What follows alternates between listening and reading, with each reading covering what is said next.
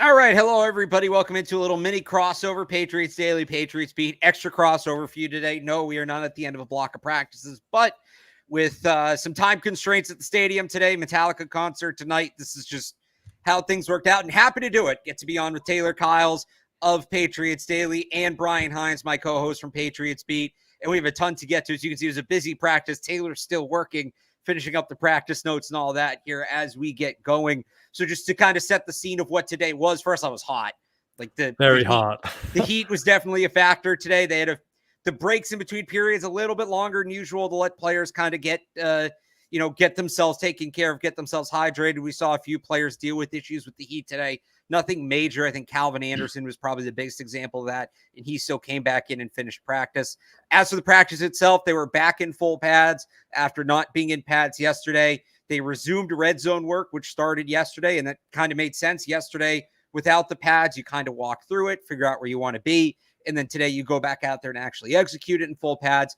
More situational work, too. We got some 2-minute drill stuff today. Specifically, Jacoby Brissett ran one live 2-minute drill that ended with a touchdown. Great pass to Pop Douglas up the seam. But we'll start with the quarterbacks because they were the big story. And it was a big focus on both Jacoby Brissett and Drake Maye, who I thought were both solid today in different ways. And we didn't see a ton of the other two. Joe Milton got 3 snaps in like a 6-minute drill, if you want to call it that. He went 3 and out. No team reps for Bailey Zappe today. It was all Jacoby Brissett and Drake Maye. So I guess, Brian, we'll start with you, and we'll start with the starting quarterback. I thought it was one of Jacoby Brissett's better practices, the high point throw to KJ Osborn in the end zone on a corner route. A couple other touchdown throws as well. He continues to just set this bar and look like the starting quarterback of this team. Yeah, I thought he was good again. As you said, he led that 2-minute drive, which was a long 2-minute drive. It was 13 plays, right, with like a spike or two in there. But he looked good. But I still think like now are 2 or 3 practices where some of the ball placement and the accuracy is a little spotty. He, again, like had a few misses behind, even in that 2-minute drill. Like it might have extended a little. It extended that long because I think he missed a couple throws, like one to Javon Baker on a corner, it seems. So, like, I still think he's playing well. He's still the starter. He's being the more aggressive quarterback, which we can get to in Drake Maye throwing the ball down the field. But this is now like 2 or 3 practices in a row where some of the ball placement at times is a little spotty. I'm not, waving the panic flag or anything right now, but it just is kind of an interesting reoccurring trend there with Jacoby this week. Taylor, what did you think of Jacoby Brissett today? I thought Jacoby, Brian, I agree with you. We've talked about it. I wish that I liked his performance more, but it really is the ball placement for me. Now, a lot of it was on the slot fades and the downfield throws where he's overshooting guys. So, his strengths are the quick game. He has the arm to get these passes downfield, and it's still so early. He may just be building rapport with these guys. So, I don't want to look too much into this.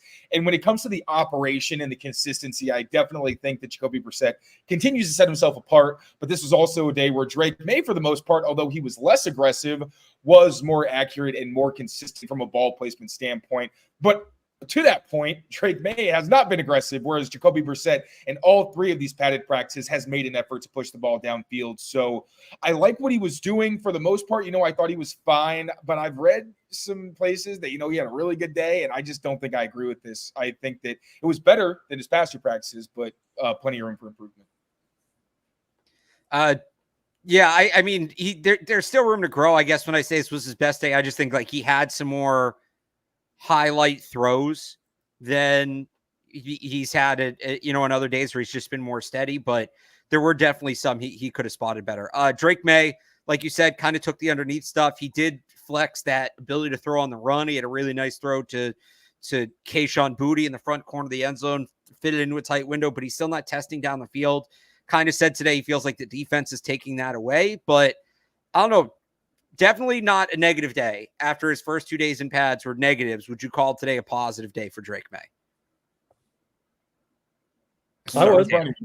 Yeah, I would say it's a positive, and I think it was definitely his best padded practice. And he also told us it was kind of interesting that I think he said Monday, the first padded practice where things started to hit kind of a rough stretch. Like he said, they were working on 3rd and long, which is, good added context to that. But yeah, he was good yesterday, and I thought he was good again today in pads. You mentioned some of the accurate stuff underneath. That 1-7-on-7 period was his best in the low red area. He hit the one on the run to Kayshon Boutte. He came back the next play and kind of feathered one over top to LaMichael Petway in the back right corner of the end zone. So I thought it was more accurate. Looked like things were maybe slowing down a little bit with the pads. He was still mentioning he's got to, sync up the feet to the route concepts after practice. And then, you'd still like to see him get more aggressive. He said, there was one that he wanted to take a shot today, and then the defense rotated into cover 2, so he couldn't. But he said it's coming, right? The deep shots are coming eventually. We know they'll break him out at some point in this offense, and that's like really when we get to see that big arm. So I thought it was a encouraging day, and now that's 2 good days in a row. So I thought that's been good progress from where he started this week from. Taylor. Yeah, we're pretty much on the same page. As much as I would like to see him go downfield, and there are opportunities, like there have been 3 practices.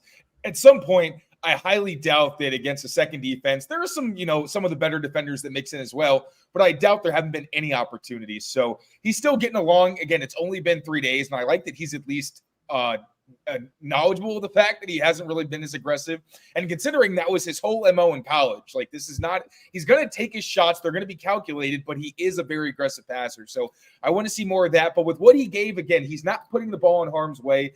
You saw him, I think, slower process. He didn't look as jumpy and, kind of skittish as he did during the other padded practices. It looked truly like a continuation of his day yesterday in shells, which I think is maybe not as much as we could ask, but, that's what you were at least hoping for, was not to go backwards after finally kind of getting himself out of a rut yesterday. It's what you want to see, because you go out in pads, and essentially it's not a true walkthrough. I mean, they're going at a good pace, but you go out without pads to kind of get an idea of what you want it to look like and rehearse it. And you want that to then transfer over when the pads come on, when it's more live. And that's basically what happened. So maybe not as convincing as we would have liked, but the core concept, I would say, is there.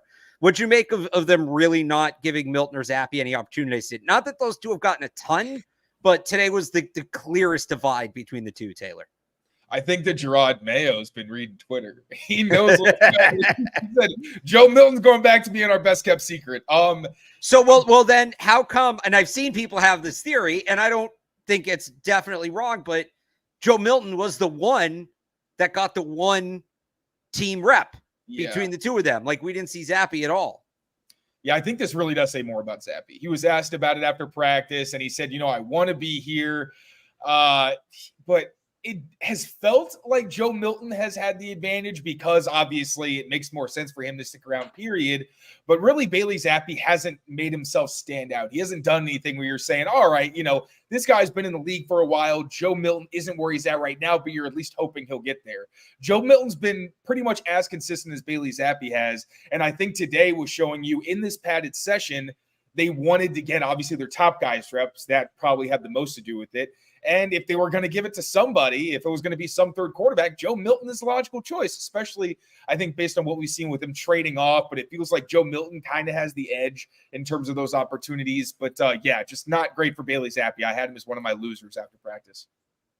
Yeah, I think a big part of it, and Taylor, you kind of hit it briefly there, was like they were running hurry up in 2 minutes for really like the first time this summer, like consistently. So they probably wanted Jacoby and Drake to get the boatload of those snaps. But yeah, it was the one time they went to the third string, it was Joe Milton. I think that wasn't a surprise to us, right? Like, Joe Milton seems ahead of Bailey Zappe. Now it's just which one of those get the preseason game. That will be interesting to see how those snaps are kind of allocated. Do they want to, I don't know how much they could showcase Zappe at this point to trade, or do they want to hide Milton, right? Like, that could be that second half of the preseason game or fourth quarter, however they shake that up.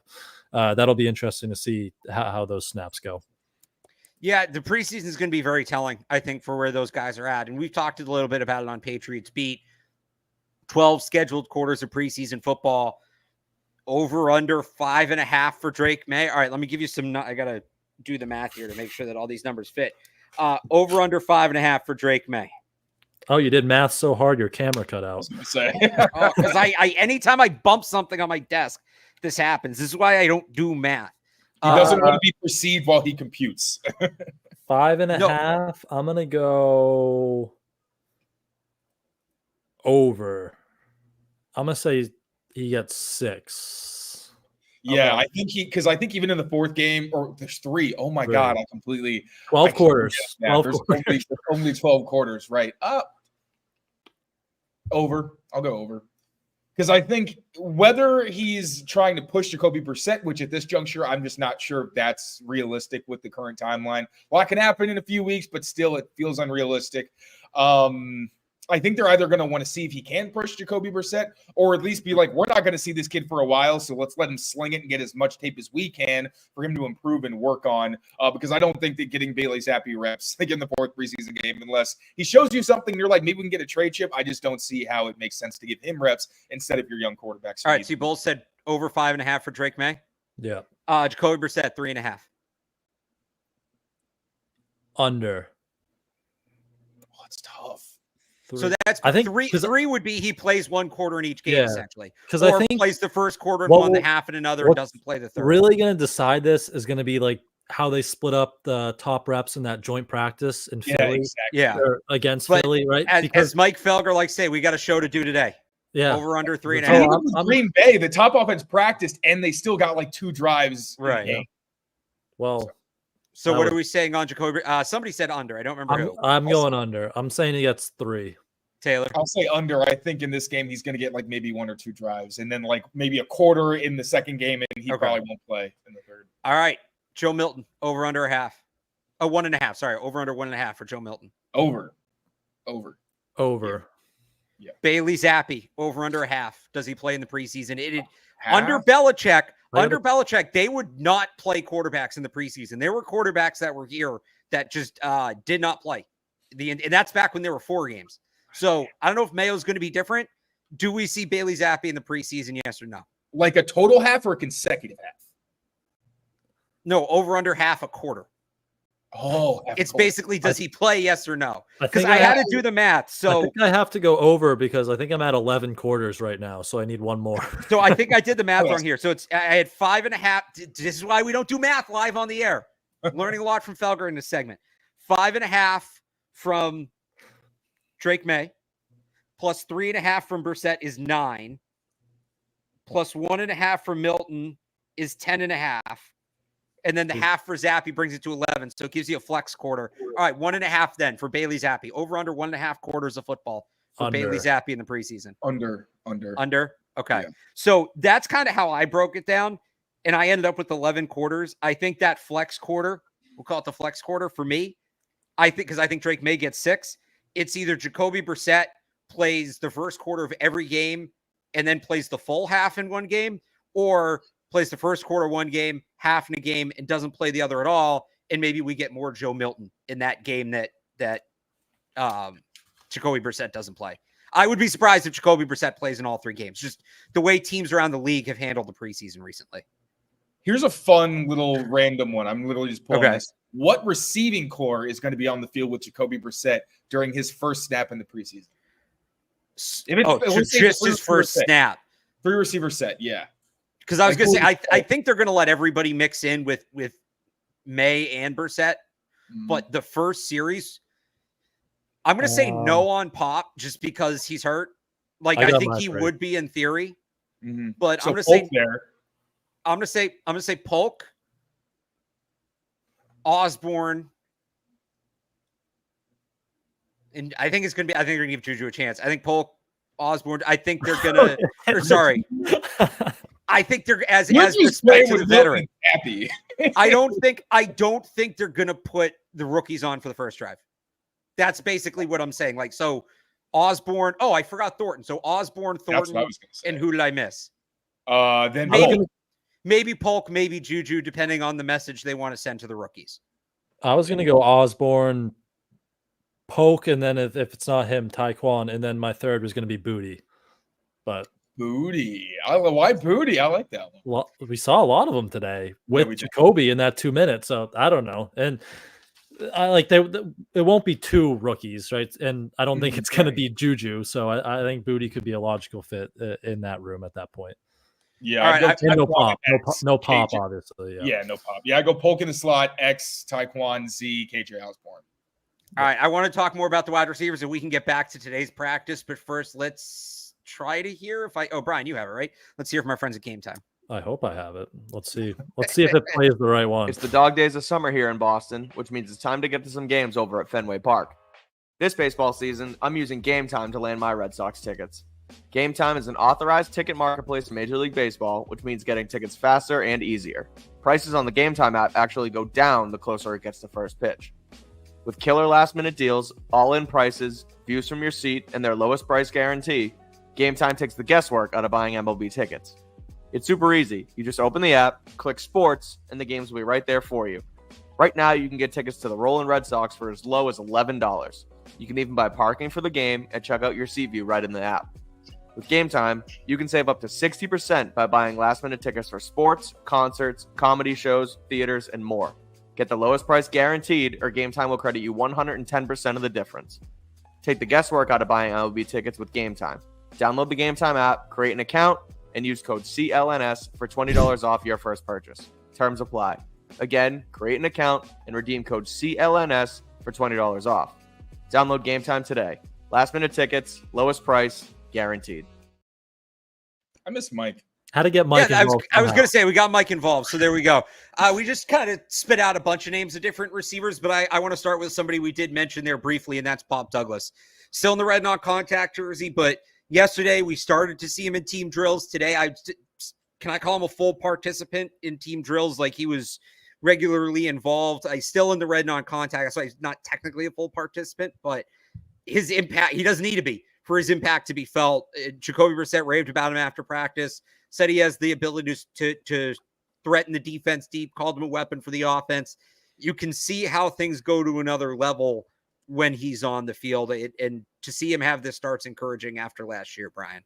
He doesn't need the red non-contact jersey because they can't touch him anyway. So That's a good line. It's no surprise the offense has looked the best the last 2 days when Pop Douglas came back to team drills. Like he moves at such a different level out there than anyone else, which we kind of saw from last year. But it's just encouraging to see him continue that. And he had two really explosive touchdowns, and 1-7s on the slot fade, and then he ended 11 on 11 that 2-minute drive with a touchdown. And he was open earlier again, and Jacoby Brissett overthrew him. So like even when he's open and he's not getting the ball, like it's been a very good start for Pop Douglas. And Jacoby Brissett actually joked about it after practice, where he's like, I got used to throwing to a smaller guy. It's a joke, but that's a real thing where kind of true. Like Brady was used to it. He could throw to those guys. They were low to the ground in the accuracy. But for some quarterbacks, really, you're used to, like we've seen it from Brissett. We said it at one point in practice, like he thinks everyone's Austin Hooper. Because a lot of these passes are just like way up there. And obviously Douglas can't get it. But yeah, that touchdown that he had to cap off the 2-minute drive was gorgeous. He had set Shaun Wade up earlier in the drive with an out route where he kind of just attacked him head up and then made it look like he was going vertical and broke outside. Then on the touchdown, he actually got into Wade's blind spot. So we thought he was running outside, broke underneath, and Wade was just completely lost. So like you said, Brian, him and Javon Baker, the way that they look on the field stands out. They run, they're more electric. The way that they separate is awesome. And then with Pop, even though he's been getting overthrown a lot, anything that's in his area code, he brings in. He's making full extension grabs to make some of these catches. We've been saying since 2023 ended that Pop Douglas is in for a breakout season, and he's giving us no reason to doubt him. The dude's been electric. So I just quick, I looked. Yeah. Brissett missed him high yesterday, and then he overthrew him again today. So a little bit true to that. He's got to learn how to, throw to a shorter Pop Douglas there. He's got a month to get ready for it. Yeah. A couple other receivers I thought stood out today. Javon Baker, very involved, didn't necessarily have the massive highlight catch he's had the last few days. He did have kind of a nice knee tapper on the back goal line on a throw from Drake Maye late in practice, but he was very involved. And Kayshon Boutte got a little bit more run today too, and especially with Drake Maye had a couple of nice connections. So a couple guys that I thought flashed today. I don't know if you guys feel differently, but those two kind of just stood out in the sense that I felt like I noticed them in a positive way more than usual. Yeah. Boutte was definitely involved. I'd say this was the busiest day we've seen of Jalen Reagor too, in a little bit. It's been kind of quieter on his part lately, so he just had a few catches. But it was Pop, and then the rookies. They really led the way in that receiver room. Quick stop. Sorry, no, Taylor, go ahead. I just wanted to shout out KJ. I agree with everybody. I want to give a KJ Osborn some credit. Oh, yeah. He stood out in red zone drills. He hasn't always gotten a catchable pass, but he's been getting open down there. And then today, Jacoby Myers trusted him on a corner route where he beat Christian Gonzalez. The ball was actually thrown behind him. I think it was an anticipation throw from Jacoby Brissett because of how behind him it was. Feels like one where Jacoby kind of just threw it thinking he was going to be at a spot. And Osborn went up, made the catch with Gonzalez able to actually make an impact and try to get it out, and then came down. And Jacoby mentioned that they had talked about it because they had tried it earlier in these sessions. I thought that was really cool. And I think the best play that KJ Osborn's made this entire offseason, that really that was one that stood out for me. All right, quick stop on the tight ends before we get to the offensive line. Tough drop for Austin Hooper today. You got open early in practice. Jacoby Brissett was kind of rolling out just right off his hands. But you know who made a couple nice catches today? Mitchell Wilcox. Brian, say something nice about Mitchell Wilcox. He caught the ball today multiple times and had some impressive catches. So good for Mitchell Wilcox. No, I do feel like, in all honesty, since he had those rough couple days, the first few days of pads, at least as a receiver, he's looked fine as a blocker. Nothing, mind-blowing. I feel like we have seen a little more Michael Petway. So I wonder if they're giving somebody else a look. And also that we didn't talk about the guys they signed. Greg Deesh, I guess we'll start here as we transition to the offensive line. They cut Kellen Deesh. Sorry, to go back to the skill position plays real quick. So they cut Terrell Jennings, not Terrell Jennings, Deshaun Fenwick, the UDFA running back. And I think part of that is Terrell Jennings. The other UDFA running back has just looked much better. That dude runs hard, man. He's going to be the preseason legend this year. He's going to maybe lead the league in preseason rushing yards. So maybe feeling better about him. They move on from Deshaun Fenwick. Kellen Deesh, I forget who Greg Deesh is. I think he's like a wide receiver. Greg Dortch, he's on the Cardinals. Or that's probably who I'm thinking of. Kellen Deesh, tackle from Texas A&M. He's kind of bounced around practice squads the last 2 years, entered the league as a UDFA in 2022. 6'7", 300 pounds, but really skinny, athletic frame. He's kind of built like Nate Solder, also shorter arms. I wonder if he's somebody they give a look, not like convert him to tight end, but just kind of hold on to him as a tackle eligible kind of player. He'll have a chance to compete for a backup tackle role on this team just because the depth there is thin, and they moved on from Tyrone Wheatley today as well to sign safety AJ Thomas. But so I wonder if that third tight end competition is opening up. On the offensive line, though, Vidarian Lowe at left tackle again today. That's now 2 days in a row. He's been there over Caden Wallace. I can't imagine Caden Wallace got bumped for performance-related reasons. I know he had a rough rep or two in one-on-ones, but I think team drills should hold much more weight, and he's been solid there. And the line as a whole has been better when he's out there. Maybe, this is just me thinking out loud. They want to give him an opportunity to step back and take mental reps and see it, but you only get so many game reps in the preseason to evaluate not just individual players, but the offensive line unit as a whole. I thought there was some progress with that group with Caden Wallace out there. I hope by Thursday that gets turned around and we get to see that group in a game. But I mean, we'll see what happens here with Vidarian Lowe getting a couple of days. So I have a theory. I think that because we saw Caden Wallace get was it 4 days, I think, at left tackle? Yeah. They went through different person. It was 3 days in a row. Then Caden Wallace got 4 days. Then now we're seeing Vidarian Lowe get 2 days. If we see him as a left tackle, maybe until the preseason, I feel like Calvin Anderson's going to be the next man up because Chuks Okorafor told us early on they were going to rotate everybody but Mike Nwenu and David Andrews. I think Sidy Sow, maybe he just didn't mention him because So's so young, but obviously he's been another stalwart, has not moved when he's been on the field and healthy. So I do think that Calvin Anderson's probably going to be that next guy getting an opportunity so that pretty much everyone whose spot isn't secured, they at least have tape. They can say, okay, we can work with this. This guy is probably closer than this guy, would have you. And Vidarian Lowe has not looked bad out there at left tackle. Clearly more comfortable.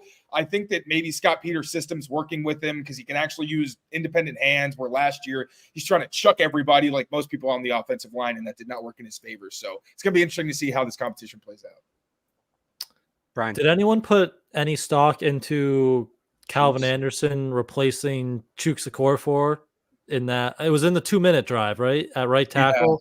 Yeah. Any concern about Chuks Okorafor maybe going forward at right tackle? It was weird. It's so tough to tell what's performance based and what's them just trying to work with different groups. Again, especially today in the heat. Yeah, so I wonder if that was some of it. But the group they had at the start of the week was solid.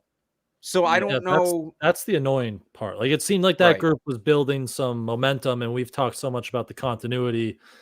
And it seemed like they were almost seeing things like together. You know, as Scar always says, like, see it through five sets needs to see it through one set. Like, it seemed like they were trending in a positive direction. And now to tinker with all this, it's just a weird decision, I feel, but I don't know.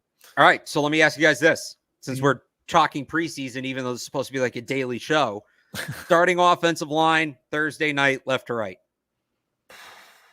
What do you think it will be? Vidarian Lowe. I think it's going to be the same thing we saw today with Chooks at right tackle still. But that Calvin Anderson thing was definitely weird because he had just gotten hurt. And obviously he got back in there. But like the fact you took Chooks out to put somebody who had gotten hurt like less than an hour before was really weird. So let me just quick follow, Taylor. It's been Nick Leverett at center. And we've kind of just glossed over that because we know who David Andrews is. I wouldn't be surprised if David Andrews gets a day off and it is Nick Leverett. And just to factor that in week one. And Nick Leverett has quietly had, I don't want to say one of the best camps on the team. Like, he's been fine. But in terms of ground gained, he is, I think, solidified himself as the backup center. And I think he's looked good enough as a blocker that, you know, they've needed him as that starting center. But when David Andrews is back out there, whenever that is, maybe get some reps at guard too. Antonio Mafi's not going to be the backup center for this team. He shouldn't be. Leverett was a offseason award winner too, wasn't he? I think so, yeah. I'm telling you, I've been saying this guy was signed. When you talk about that eligible, the fullback, the tight end, that's going to be Nick Leverett. And I think he's your Ted Karras. He's your backup everywhere on the interior. And like last case of emergency depth at tackle, where he actually did play and was actually solid for the Buccaneers Brady's last game against the Rams. So yeah, I think his stock for this team relative to his role is very high. I want him to play well enough that maybe he gets a starting job somewhere, but I would love to see him sign some kind of extension after this season and stay with this team as like a core depth piece, because I love me some Nick Leverett. Well, you also don't know, like maybe a lot can happen in a year. Maybe Michael Onwenu, if something happens where Michael Onwenu has to bounce outside again, you need a good next man up. And ideally that's Layden Robinson. And I'm actually surprised Layden Robinson hasn't had as many reps in camp as he has, or as they've given him. But maybe that backup guard, right, whoever it ends up being, is going to be a massively consequential player, because if it's not working at tackle and they have to go Taylor, like you said, break glass in case of emergency and move Michael Onwenu out to tackle, you're only going to do that if you're comfortable with whoever's stepping in for him at guard. And you want it to be somebody you're comfortable with. I don't know how comfortable they are with any of their backup guards really right now. Even Layden Robinson, who they're not giving a ton of chances, it does seem like they're comfortable with Nick Leverett. So him having that level of comfort could come in handy down the road. Yeah, like if Mafi was good at center, I think it would be Leverett at left guard and not Michael Jordan, because Michael Jordan hasn't been very good either. I think he's a long shot to make this roster. So you're a LeBron over Jordan guy. No comment. No. Actually, no, I'm from Chicago. Jordan, that's like low-hanging fruit. That's Jordan stupid by me. What do you think? Sorry, finish your point. Oh, no, I was good. Okay. With the depth, and someone brings up Jake Andrews here, like, if he's back, are you penciling him into your center and then Leverett can be your guard, or is Jake Andrews just kind of, as you know, he says in the comments, like, is he just kind of losing his job here, do you think? Maybe. I don't think it was his job, honestly. You can't lose. It's like you can't make the club from the tub, kind of thing. But yeah, I mean, if Leverett's been good, I don't think they cut him. He'll still be here, but maybe he ends up. And we also don't know what his injury is. He may just not be ready for the season. That's true. Yeah. I think Jake Andrews would have to lose his job to Antonio Mafi, and he is not, from what we've seen, losing his job to Antonio Mafi. I think Nick Leverett was signed to be, because last year, think about it, who was their top veteran backup? James Ferentz, who was a coach at that point. I think they realized like we can't rely on these young guys like a Layden Robinson to come in and play starting snaps. We need someone who's has experience, as a spot starter, what have you. So I think they signed Nick Leverett to be that guy, and Jake Andrews will continue to be a developmental potential successor to David Andrews. Any other thoughts on the offensive line before we move over to the defense? I think that's it. Snaps under All right. control. Mav's got the bad. It's one a day. It's insane. Charles Turner is right there. He played 25 snaps or 25 starts at center at LSU. I just don't understand that. But okay, maybe they're trying to sneak him onto the practice squad. Because everything I've heard is like Charles Turner should be on an NFL team. Me and Barth were talking about this yesterday. They can get Charles Turner to the practice. Yeah, squad. so we're gonna have to hide.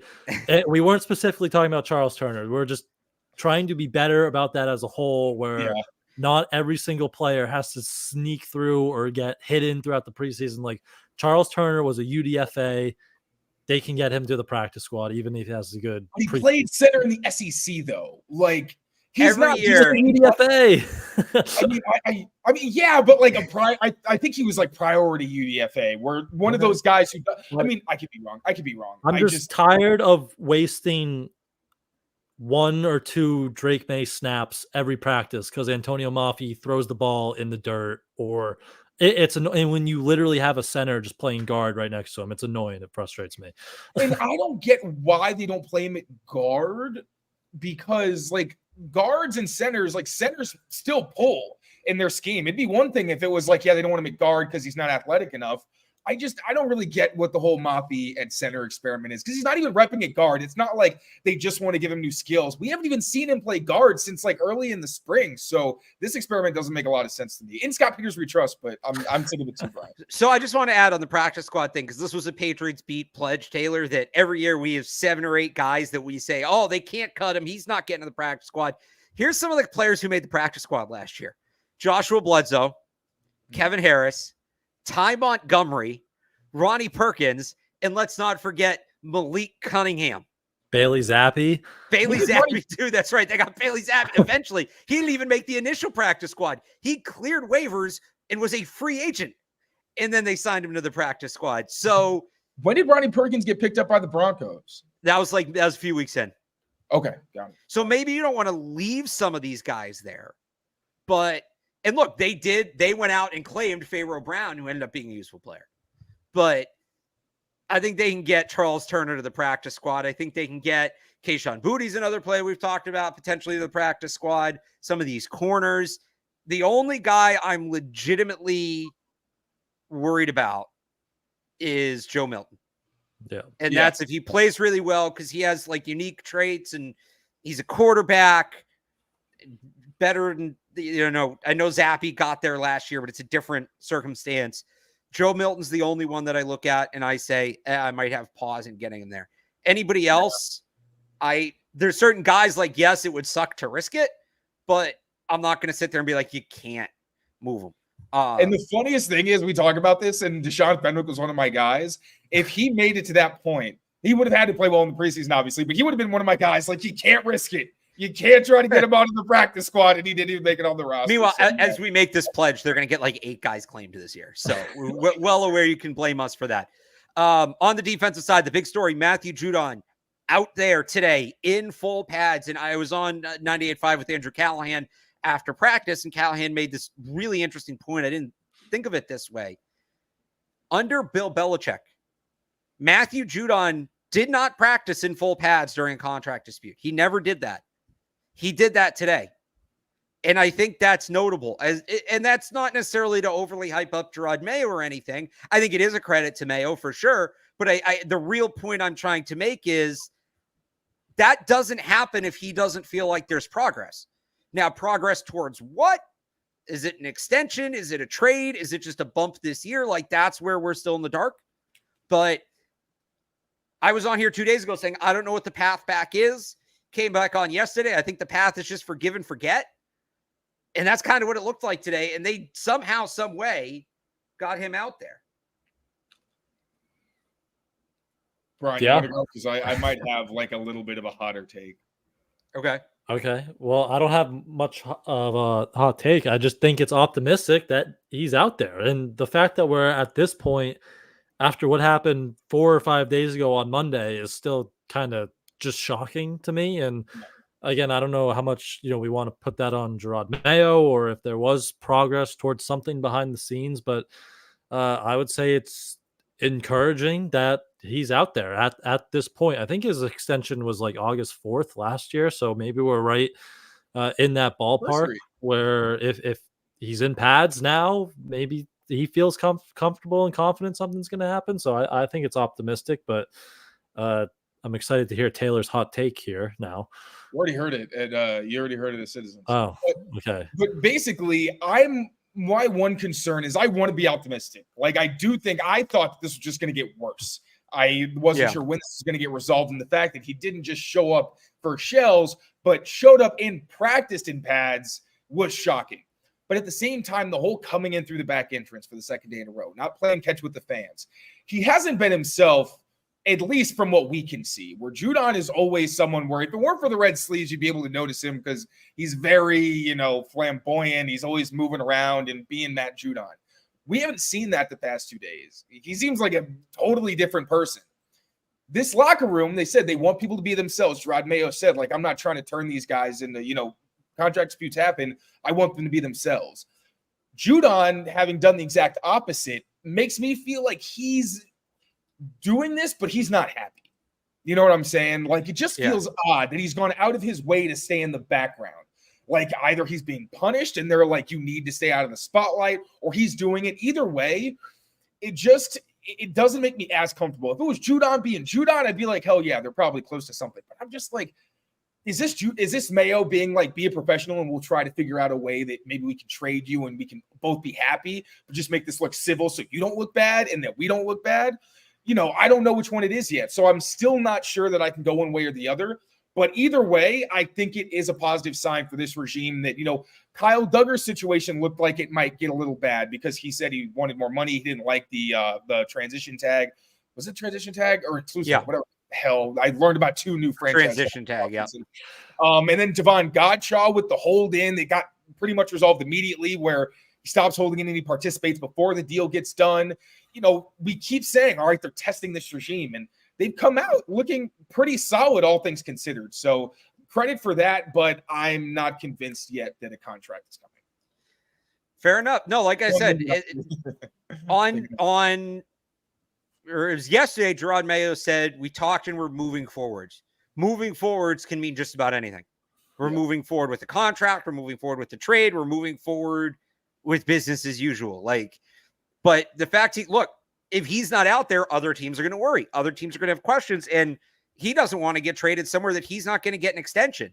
And if they see him pull that and not show back up, other teams are going to be less willing to pay him. So if there is a trade in the works, it does benefit him to be back out there. And it does show a level of trust that in a fully padded practice where you can get hurt, he's willing to go back out there. I'm with Taylor. It doesn't necessarily mean a deal's guaranteed, but it does. I think it does show we're closer to a resolution. And I do feel like the one thing that's not going to happen here is nothing.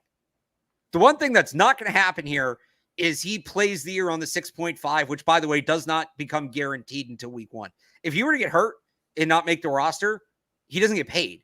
And maybe the Patriots would do right by him and pay him the money anyway, but you never know. And you don't want to be in that situation. And also, he's 32. If he gets hurt and doesn't make the team, can't play this year, he's not going to get a deal next year at 33 coming off an injury. So he wants some security, certainly. The one thing that's not going to happen is nothing. I'll rule that out. Beyond that, I'm still not ruling anything out, but progress is good. I have questions for you guys. If a deal gets done, how long do you think it is? And also, do you think they should get a deal done, or do you think they should try to move on? So you never want losing to become habitual. And what I say by that is I see some people say, move on from him, win less games, draft pick, yada, yada, yada. You did that last year. You don't want to become one of these organizations because you let that become habitual and suddenly you're ready to win again and you can't shake it. Atlanta Falcons. So they should be trying to win. You got your high pick last year to draft your quarterback. They should be trying to be competitive this year. On top of that, there's a lot of new players. There's a new coach. You want to establish a culture. And I do believe, despite everything we saw on Monday, Matthew Judon is a guy you want in the building to help establish that culture. Same for Devon Gottschall. I actually think that's part of the reason he got paid. I think it goes beyond football because he is a culture guy. That being said, it doesn't make a lot of sense for them to sign him long-term because when they truly are contending, there's a difference between competing and contending. Yeah. When they truly are contending, he's going to be 34, 35 years old and probably not the same player. And for Matthew Judon, maybe he does want to finish his career here. I don't know. I feel like when he says that, he meant he wanted to get a long-term deal done right now, and this where he could do it. Maybe he wants to go. Line is very close. They seem to truly love each other. Yeah, but he can go chase a ring or he can go get a deal from like San Francisco for big money for a few years, or do the Jadeveon Clowney thing and be a pass rusher for hire. Like, I think it makes sense for both sides for it to be a short term. So I do wonder if term is part of the sticking point. If I'm the Patriots, I'm just saying, all right, we'll guarantee your 6.5 this year. And maybe you put a little bump on that. So he's more in line. Maybe you add another 6.5. He's more in line with players at his position. And then you go your separate ways. He probably wants a couple more years. So I think where you settle it is you give him the bump this year. You put one more year on it. And maybe you structure it like Gottschall, where you call it a 2-year extension, but that second year is a dummy year. And if he's still playing well, you essentially go through this whole thing again in 2026. If not, you part ways there. That's my kind of 50,000 foot view on the situation. Mm-hmm. Yeah. I mean, you basically said everything I was going to say. From like the 1 year, like guarantee the 6.5, maybe add a little more in incentives or whatever, add a year that could be even a dummy year type thing. And then, but yeah, I think keeping him around is valuable because you mentioned like Gerard Mayo said it all the time. Like they want to build that foundation this year, and you're not building that foundation if you're going 2-15 and picking first overall. Like you got your high pick last year, you got your hopeful face of the franchise at quarterback. Now you want to start winning some games, and Matt Judon is going to be a big part of you winning games, especially if Christian Barmore is out for the season, right? Like you need Matt Judon on that defensive line to help your pass rush. So I think they would prefer to keep him around for that reason. And now, Judon probably does want multi-years, and that's where this holdup is probably coming from. So if they could maybe do like a 1+1 dummy year or something along those lines and keep it relatively short term, I think that'd be the ideal path there. Yeah, right. I think we're on the same page. Sorry, Taylor, go ahead. No, yeah, I think mostly because of Barmore no longer likely being out for a while, because you need another dynamic playmaker, a game changer, and he's the only guy that you really have who can give you that in that defensive front. I think it should be 1-2 years, that second year, some kind of clause where, if things go well and they decide, we do want to keep this going, everything's been resolved, then you can either add a couple more years onto it or you cut him before free agency and he actually has a chance to explore. All right, let's move on to get back to practice today, the cornerbacks. We may need to have a conversation about the cornerbacks. Christian Gonzalez has been up and down. Marcus Jones has been really good, but he got hurt today. And at his size, that's going to be something you have to worry about. Alex Austin hasn't carried over his performance from the spring. You've seen some flashes from guys like Isaiah Bolden and Marcellus Dial. I thought Marco Wilson had a really good day today, but those guys are still just rotational players. Are you worried about Christian Gonzalez? Are you worried about the corner room as a whole? So, all right. Thanks for stealing my next question, Brian.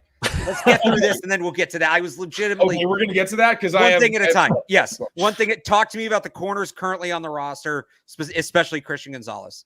So Gonzalez is so good. I'm really trying to be careful here because I don't want to sound any alarm bells unnecessarily. I just would like to see him make more plays on the ball, and we haven't seen that. There are times where, honestly, I understand fans that are he doesn't look like he's trying on reps because the closing speed isn't there. Now, I don't know if he's working technique, if maybe he's not trying to go 100% for some reason. I don't know. He just hasn't been competitive as you would expect someone that we're hyping up as much as we are. And I think it's gotten to the point now where it wasn't one practice or two. It's been multiple where I can't remember the last time he's broken up a pass. I think he maybe won in the past few days, but not very common. So I'd like to see more from him, but I'm not really worried yet. John Jones, I don't think is a slot guy anymore. I think we saw with Demario Douglas today, dynamic slot receivers are are going to really be a challenge for him. On the outside, I don't think he's going to face quite as many of those people, and he'll obviously have the sideline. So I think he may be a better fit there, which makes Marcus Jones more important, and he didn't practice today. And yeah, some guys that I like Isaiah Bolden, Alex Austin, Sean Wade, even, who's been competitive. Like, they were getting worked today by Javon Baker and Demario Douglas. So yeah, this group is competitive usually, but I think today the receivers really took it. They're going to have to bounce back. Brian?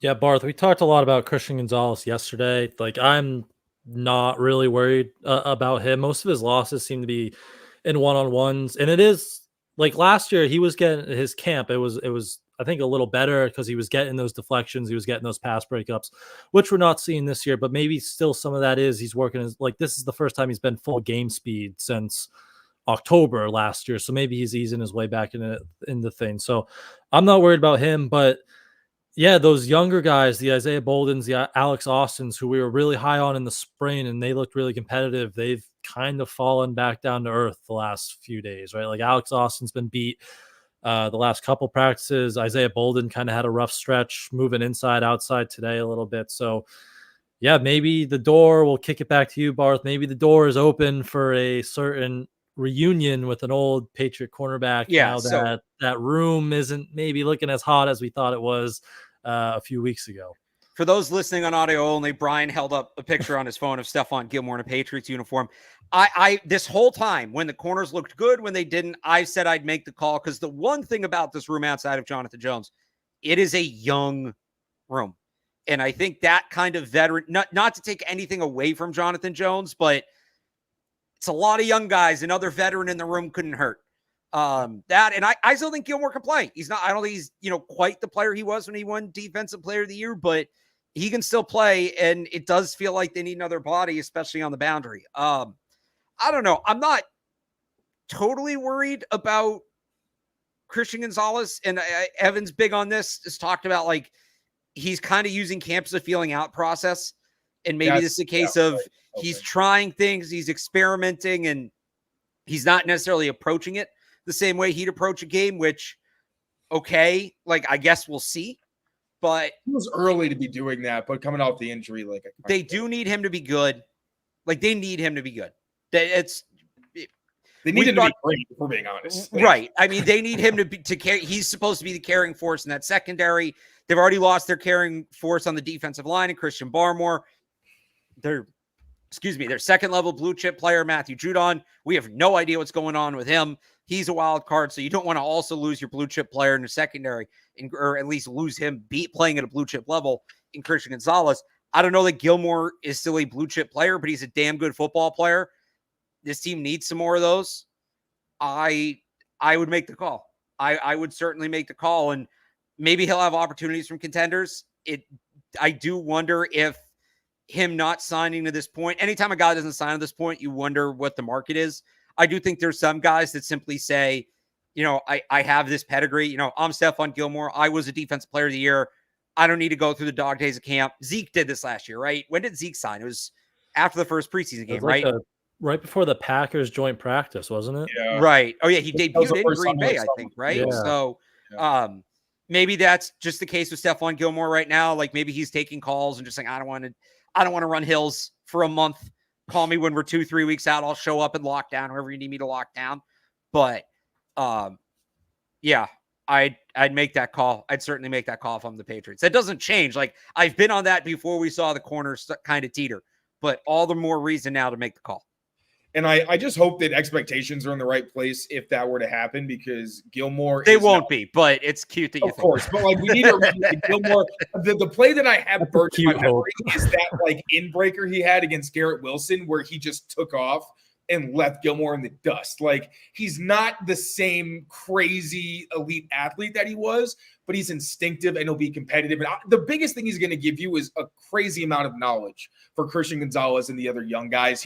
It's basically a mentor who won't be an active liability as long as you don't use him as a number one. Look, you're not going to put him on. Sorry, Marco Wilson is their most experienced corner outside of Jonathan Jones, right? So just the experience as a whole. He might not make the team, and he's not exactly a guy. Look up Florida LSU 2020. There's some red flags there with him. Yeah, Gilmore, I'm not putting him on Tyreek Hill. But would I trust him to take out like Keon Coleman against the Bills and do a good job of that? Yeah. And he'll give you that level of play and again, be that veteran voice. But Taylor, Kayshon Boutte took one slant to the house in a preseason game, and people were ready to talk about him as an all-pro. So I don't know about those expectations, man. Yeah, you're balling. He's having a great camp, so I don't know. He is having a good camp. No, he is having a much better camp, and he's been more consistent, which we talked about. That was the issue for me. And in that 2-minute drill, dude, those receiver groupings made my heart sing. That's literally like what I would have in my Madden lineup. I would just like crank their awareness up to 80, just so it wasn't maddening. And that's without Kendrick Bourne. Yeah. That's the thing. Kendrick Bourne is going to be a huge boost to this offense, and you don't need to rush him back, I don't think. I still can't wait. Sorry. I still can't wait for the first day of practice when Kendrick Bourne's like activated and comes out, and he's just going to have like a monster day. Yeah. Anything else on the defense before we move on to special teams here to wrap it up? All right. That's all of it. 5 more kicks for each kicker. Mm-hmm. Chad Ryland hit all 5, narrowly made one, but hit all 5. Joey Sly, 4 of 5, narrowly missed one. I think narrow is the word here, but I do think Ryland has the edge so far in this camp. Brian? Yeah, he's 17 of 18, and I think Sly is 15 of 18. I think he's 4. I have him 14. He has 2 more misses. I went back and counted yesterday. We have different numbers there. All right. But practice notes ready while you guys are doing this. Ryland's in the lead. Yeah, I think he's been a little more consistent. He altered his stance. If that's helping him, it seems like it's helping him. And but it comes down to, I still think the game action, the preseason action is going to be a big part of this, seeing their plan, because he didn't get any action in preseason last year. So hopefully they can get him some field goals. I'd imagine they give him to him over Joey Sly, at least to start. But it's been an encouraging kind of bounce back here for Chad Ryland, because, it wasn't like the accuracy was still spotty during the spring. So to start 17 of 18 here, that's been a pretty encouraging sign. Well, hopefully they kick field goals this preseason. Last year, I think they only had one field goal attempt and 2 PATs. Yeah, because they couldn't move the football at all. Good thing they didn't, because then maybe the Pats would have known that, Ryland was more of a red flag, and then we wouldn't have Drake May. So. How do you feel about Madden giving Joey Sly a 73 and Chad Ryland a 68? I mean, you can't argue. I mean, he ranked 33rd in the league in field goal percentage last year. How many teams are there? 32. So you can't argue with that. But talk to me on the week 1 update. Let's say about that. Also, the new kick thing in NCAA, I'm still not used to it, and I keep touching it and freaking kicking it nowhere because you have to hold it. It's so annoying. It's just so hard. I keep every opening kickoff, my brain hasn't registered yet, and I do the same thing. It's so hard. You have to hold it and then fill that arrow up, but don't let it go all the way up, because otherwise, I tried hitting a 45-yard field goal on the road. Possible. Out of bounds at the 10-yard line. It's hard. You want to wrap up with some Madden ratings here? Well, hold on. What'd you think of the kickoff last night in the Hall of Fame game? Yeah, so they did try it. And I did say I didn't think teams were going to do it as much in the preseason. At least last night they did.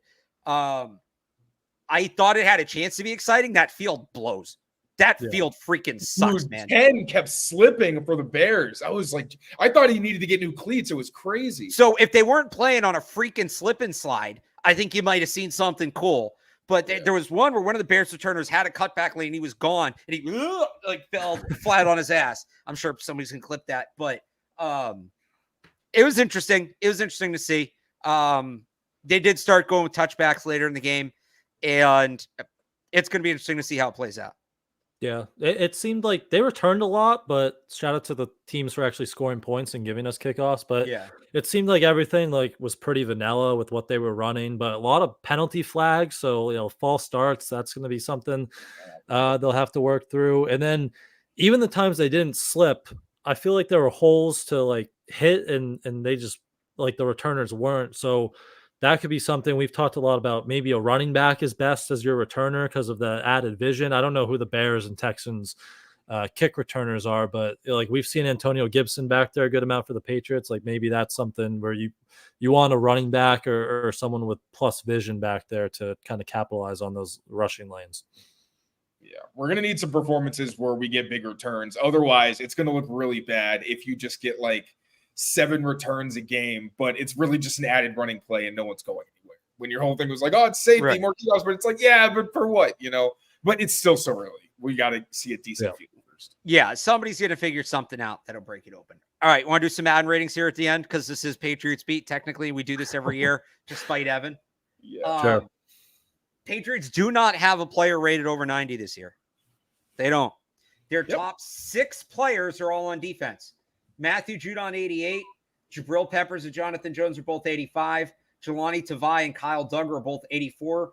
Juwan Bentley is 82. He's tied with Mike Onwenu. Where's Christian Barmore? Christian Barmore, and I don't have the player ratings yet. Christian Barmore is a 78. That's insane.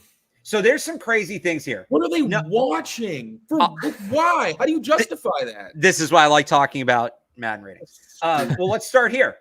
And I say this out of respect to Jelani Tavai. I think he's grown tremendously as a player during his time here. How do you feel about him rated over Juwan Bentley? As what? He's rated higher than Juwan Bentley. He's an 84. Juwan Bentley's an 82. He's more of a playmaker. Yeah. You think so? Like, I think by video game standards, yeah. I think Bentley. I would rate, like, personally, I think Bentley's probably better, but from a Madden point of view, like Tavai is involved in all the turnovers, and so I could see why they have him higher, but I would probably put would you rather control Jelani Tavai or Juwan Bentley? I want to take on those pulling guards in the run game, baby. Bentley, because I like using the hit stick. So, and he can run. He gets there fast. All right, fair. Ramondre Stevenson, I don't have the rankings for all the players. I do have this one. Ramondre Stevenson, the 21st ranked running back, 25th ranked running back in football, tied with the likes of James Cook, Austin Eckler, and I don't remember who the third one is, but somebody else. Weird group. 81 overall. Is Ramondre Stevenson the 25th best running back in the NFL? No. He's not paid like it. No, that Madden hates Ramondre Stevenson. I don't know what the hell it is. Wasn't he like a 75 last year or something like that? Yeah. What's his speed? They probably think he's slow. 89. 89? 92 agility. 83 agility. I was looking at Christian Gonzalez. 89 speed, 83 agility, 79 jump. All right. He's better than an 81. Yes. What's his elusiveness? His elusiveness should be like in the low 80s. Hang on. I got to click to this other window here. His elusiveness is ball carrier. 85 break tackle, 89 truck, 83 change of direction. Do they still do like an elusiveness rating? I think it's a combination of things. Okay. Then what's his rating so low for? What's his pass blocking? I mean, he's not a very good receiver. He shouldn't be a good route runner. He should be a decent catcher. Catch 71, short route running 65, medium route running 55. That's fine. He is a 32 throw power and a 15 throw accuracy. Shout out Ethan Albright. Wide receivers. Kendrick Bourne, best wide receiver on the team at an 80. That's about right. I would say that tracks. Fair. Second best wide receiver on the Patriots, according to the folks at EA Sports. Juju Smith-Schuster, 77. Jamario Douglas, third, 75. KJ Osborn, fourth, 74. I just don't know how you could watch. Polk's is 71, Baker's is 70. I just don't know how you could watch any Patriots game last year and come away with Juju Smith-Schuster is ranked higher than Pop Douglas. And has better agility. Yeah, that's. Oh, that is true. Literally. That is insane, actually. Juju's agility is an 85. Pop Douglas's is was an that 84. pre or post rock slip? Pre, because I think this was Monday. I think that those came out. That's so crazy. That is crazy. Like that's where I know there's so many people that work so hard sincerely to make these, but I see stuff like that and I'm just like, so what are you doing with your time? What are you watching? What is going through your heads? The thing to remember with this, they don't actually come up with the overall. They come up with the individual ratings. The overall is created by a formula that weights all the individual ratings differently. The agility, I'm saying, like something small like that plays a factor. No, that's doesn't make any sense. His whole thing is that he's agile and he has good burst. How is he? And he's, I don't know. Like, I could go on a rant, but I feel like I like this one. So these players are all in the same range. Demario Douglas, 75. 74. Devon Godshaw, KJ Osborn, Marte Mapu. All the same rating, according to Madden. For Madden, I had no Mapu is really athletic. Godshaw makes sense because all he does is stop the run. I don't know how Mapu's that. Every year, everybody seems underrated. I don't know how Mapu gets a 74. I think that's fair. He didn't play very well last year. He's just but to be at the same level as like KJ Osborn and Devon Godshaw overall wise, for a guy who didn't play much. I think for Mapu, it's because he's athletic. For Godshaw and Osborn, it's because they're like solid. You know what I mean? All right, Drake Maye. Like, their physical stuff I hear what you're saying, but like, I don't know. I think Mapu should probably be lower, to be honest. Yeah, that's what I'm saying. I think it's because of his athleticism. Drake Maye, 74. Jacoby Brissett, 69. How do we feel about that? And then I think it's Bailey Zappe, 64. Joe Milton, 62, with the 97 throw power. But I don't agree. It doesn't. Yeah, I mean, it's Madden, so they probably want to bump the rookies up a little. Do you know where he ranks them on rookie quarterbacks? Is he just third? Probably. He's probably third. That's usually how they do it. But yeah, and Jacoby like barely played last year, so they probably lowered him. But with Jacoby, it's like in real life, you get him for his awareness, and his awareness isn't like like 80 or anything. Is it? What is it? Who was that? Sorry, Jacoby. Jacoby's awareness. Jacoby's awareness is a 65. It's like one of his lowest ratings. See, like, that's why it's so bad, because they think he doesn't know what he's doing. Yeah, because passing ratings are good. 90 throw power, 81 under pressure, 83 short accuracy, 80 middle, 80 deep. 81 play action. Too high or too low, Joe Milton got 97 throw power. Whoa, come on. Let's be honest here. That's insane. That's really bad. You want to go Drake Mays real quick?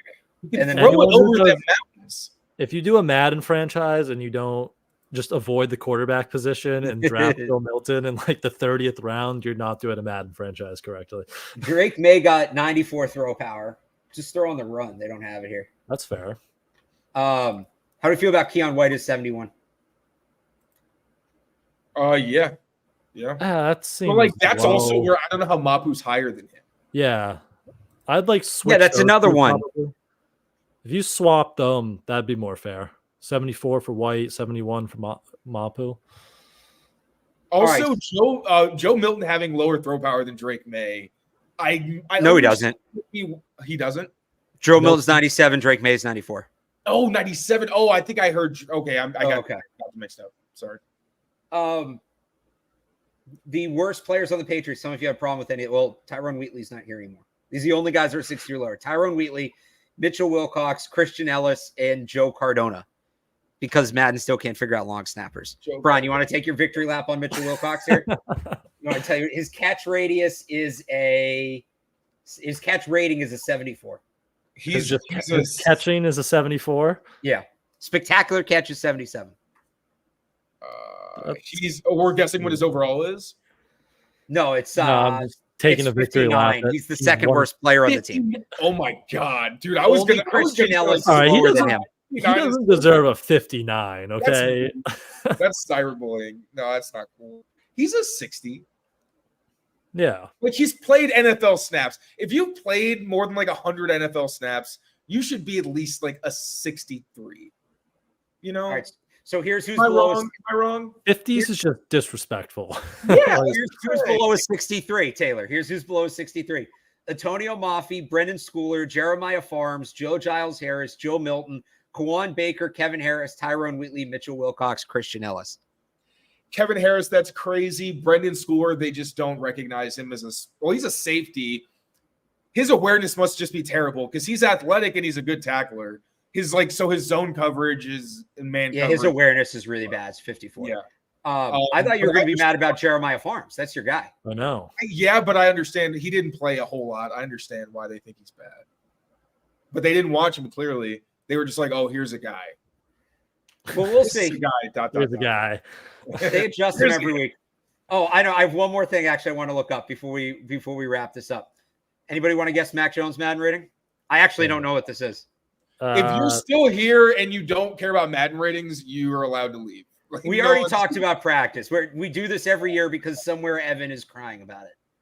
I'm going to say 72 for Mac Jones. Mac Jones. 72 sounds good. I'll just go one up. I'll say 73. Mac Jones comes in tied with Jacoby Brissett at 69. I swear I was Really? going to switch to 69, but I didn't want to be a jerk. Yep. Nice. 85 throw power. I was like, actually, I feel like Madden would hate Mac Jones right now because like everybody thought he wasn't athletic, and now it's like he can't think either. So yeah, 60s makes sense. They also, for some reason, I think this is a glitch, they have him as a lefty on the website. So maybe something changed we don't know about, but that's conversation for another time. It'll work better for him. All right. We'll be back tomorrow from Gillette, full crossover episode live with Mike Kadlick as well. In the meantime, no Mike tomorrow? Mike's leaving us tomorrow. All right. So it's just the three of us tomorrow. Got another fence to paint in Maine. Oh, he's going on vacation. Good for Mike. All right. Well, it'll be three of us tomorrow. Taylor Kyles, CLNSmedia.com, Brian Hines, PatPulpit.com. You can find my stuff on 985thesportshub.com. We'll talk to you tomorrow, day 9 of camp. Until then, make sure you subscribe to the CLNS YouTube page, and we'll see you tomorrow. Bye.